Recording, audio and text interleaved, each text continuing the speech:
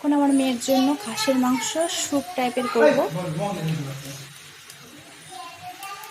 একটু ফোড়ন দিয়ে দিলাম, জিরে আর তেল। আর এখানে আছে রসুন, পেঁয়াজ, আদা, জিরে, লবণ, হলুদ। এটা আমি এখন এটার মধ্যে দিয়ে 5 মিনিট নেড়ে আমি ঢেকে নেব।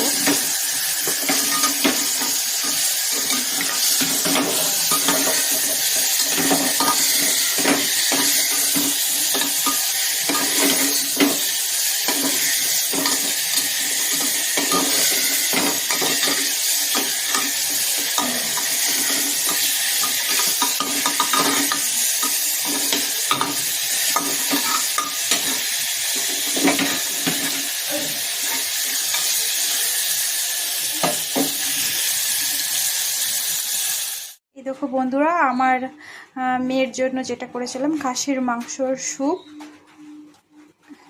টাইপের মাংস করলাম।